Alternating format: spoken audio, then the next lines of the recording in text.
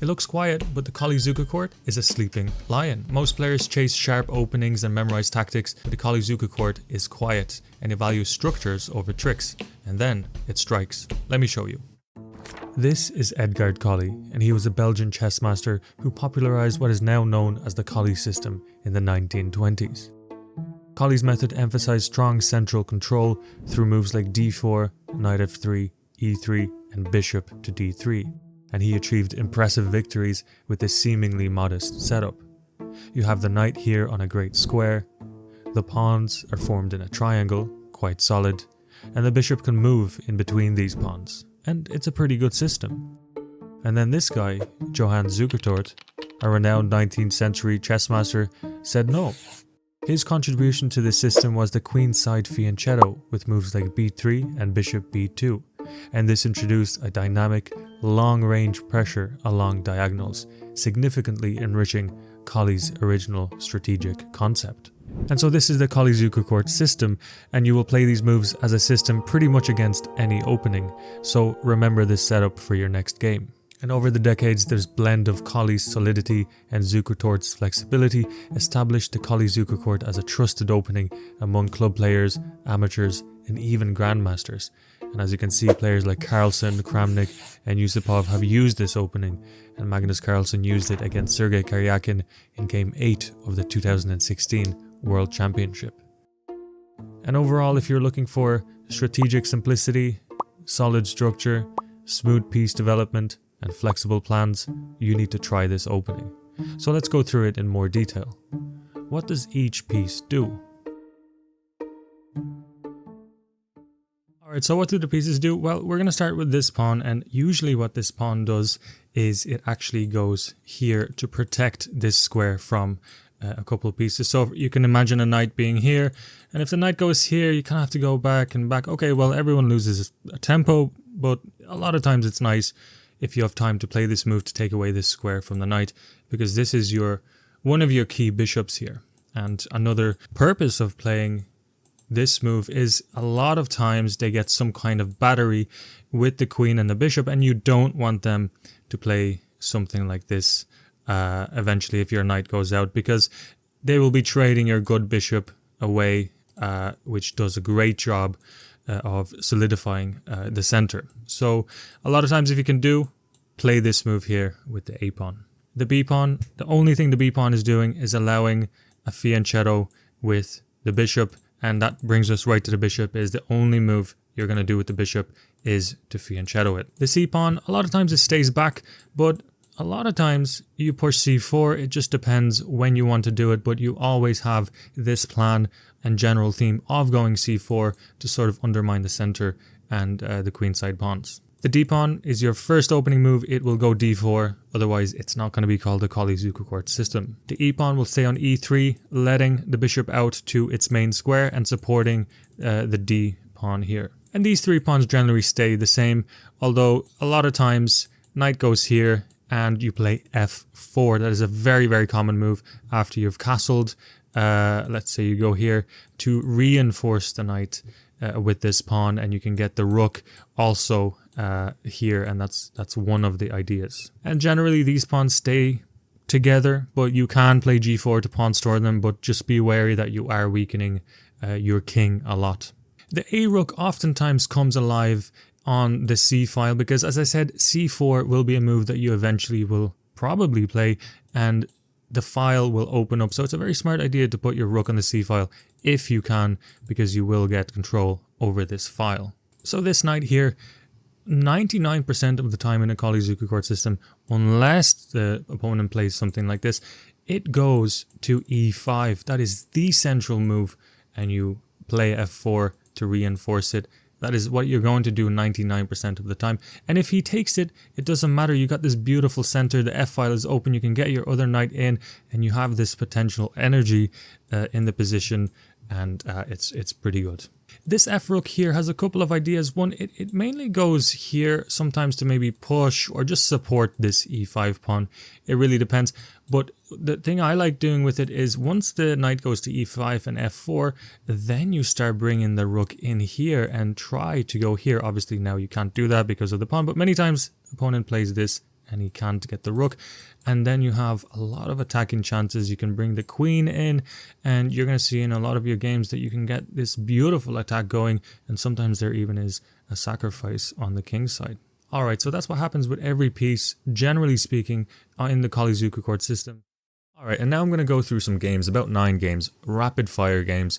I just want to show you the shape of the general opening, how it can come about in different ways, and how different moves can be played. So let's have a look really quickly. So we have, in this game, for example, d4, d5. This is kind of the standard moves. You get the bishop out, then you fianchetto the dark square bishop, and this is just the classic Colle-Zukertort system. And then boom, you have c4, always an option to play c4 to undermine the center. And once the opponent takes on d4, if he takes, you always take back with the pawn, because you want the e5 square to be solidified by the knight, pawn, and the bishop.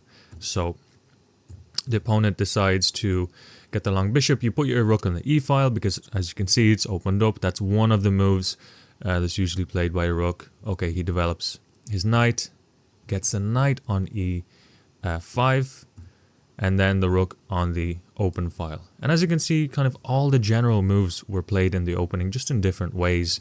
But yeah, now we're kind of in the middle game, so we'll go to the next game. And in this game, Colle-Zukertort comes about by knight f3 and c5. You wouldn't really think you can get into the Colle this way, but you actually can. For example, boom. Now you're in exactly almost the same position as last game. So it can occur in many different opening formats. It can change position from many different starting points. And this game is pretty good actually, because all of kind of the good moves are played. Knight e5, the opponent decides to take it, and you take back with the pawn. Okay, you don't solidify quite yet. You develop your piece, and then you strike in the center first. You can always play the c4 move. It's kind of an iconic move for this system.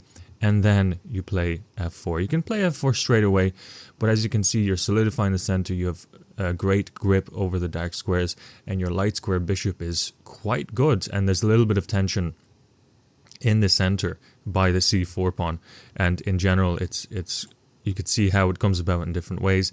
And I'll just play a couple more moves. Like here, we're already in the middle game, so it doesn't really matter at this point, because all we care about is the opening. But as you can see, many different ways to get into the Colle. Alright, this one here, it was a rapid game, and it was played by Hikaru Nakamura and Boris Gelfand, and the first move was b3. Yes, b3. Okay, knight f6, and then you have the long square bishop. You got e3, you got the knight out, and you can start seeing the Colle-Zukertort system, right? Boom, there you go. And we enter the system not by knight f3, not by d4, but by playing b3 first. So as you can see, very flexible in terms of first opening moves. And you got the classic c5 move. You got the knight here, and Hikaru Nakamura decides to play a3. Reason being, he doesn't want the knight to come to b4 and hassle that bishop on d3. It's a very good bishop, and you do not, under any circumstances, want to lose that bishop. It's probably your most powerful piece.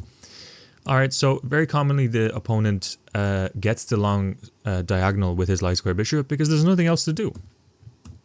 Okay, so you take, and then there you go. There's a c4 move, just cutting through the center and taking.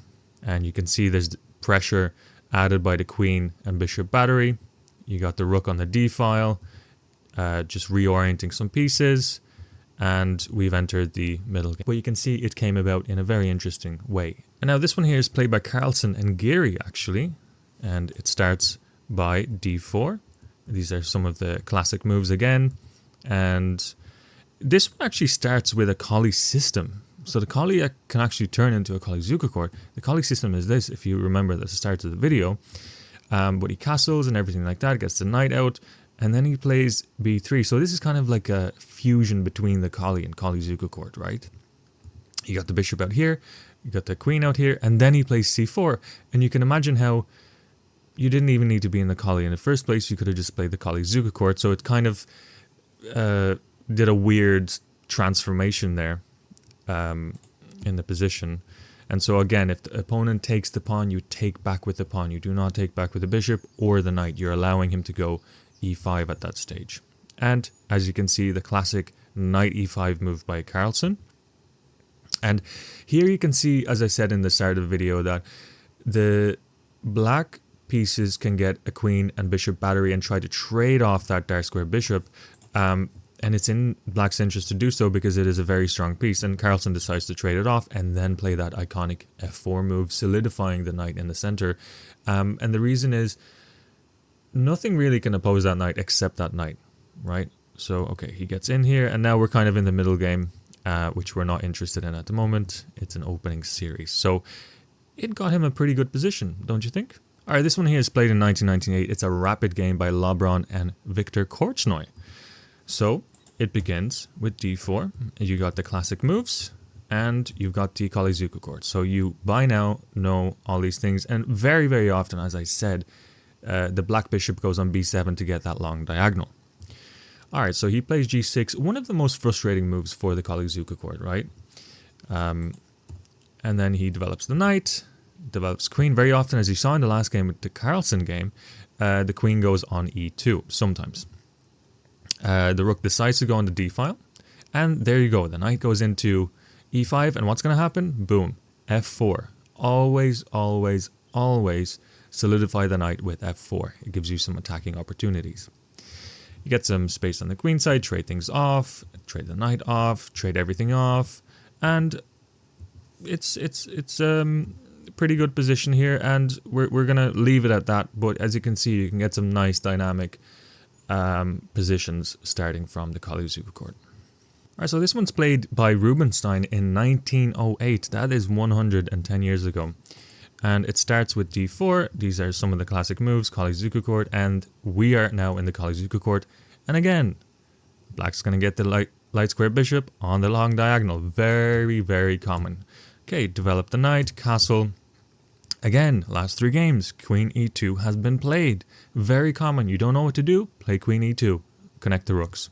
And then the knight decides to go on e4. This is quite unique. So rook comes to the c file. Boom, c4 again, undermining the center. And then you have it again, knight e5. You can see these moves being played over and over and over again in different ways, in different styles, but always it's rook c1, c4, knight e5, f4, queen e2, you know, all these common moves. And I'll just play a couple more moves. You can get the queen in, you can start, as you can see, you can start a pretty big attack. If you go queen, if we go back to queen e2, a lot of times the queen can hop over here and threaten the king with that bishop battery. There's a lot of potential in this position, and you can see it's getting a little bit sharp. So I would say this is a pretty good position, and we've gone into the middle game. We're not going to follow the game anymore, but white ended up winning this game, and yeah. All right, this was a pretty good game. It's played by Yusupov and Anand, right?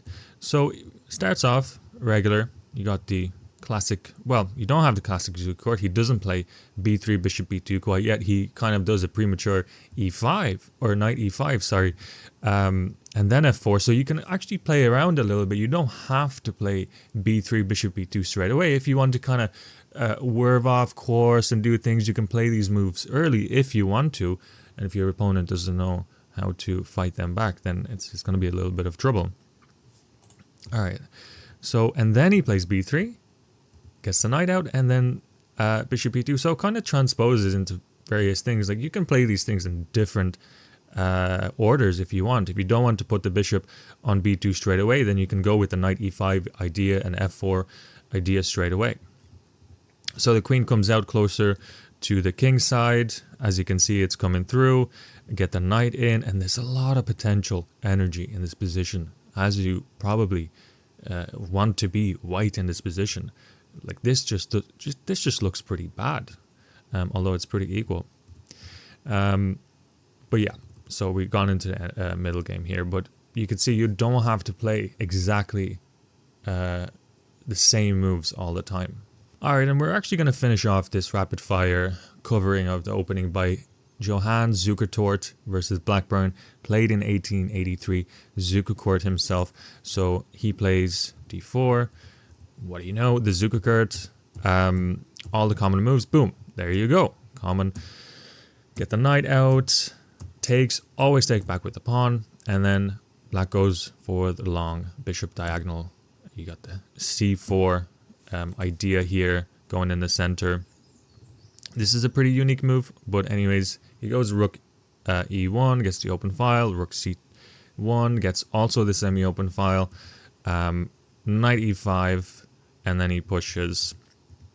It kind of goes off a little bit coarse, but you can see how there's kind of different shapes and variations. You don't really need to know, let's say, theory and variations in the Colle-Zukertort, but you need to know general ideas and you need to know general things you can do. As you can see with all these games, queen e2 is a very popular move. Get the rook on the c file, get the knight in, f4, all these moves. It depends what the position is kind of screaming at you for, and it also depends what your personality is. Do you want to get the queen into the king side straight away, threaten some pieces? Do you want to sacrifice a knight? You can if you want. If you're more positional, you might hold back a little bit and play more positionally. So it really depends what you want. And as you can see from these 10 games, you can play this opening in many different ways, depending on how you want to play it. And at that, I hope you enjoyed the video. A general overview of the system, a beginner's guide, not really in depth at all, but I hope it helped.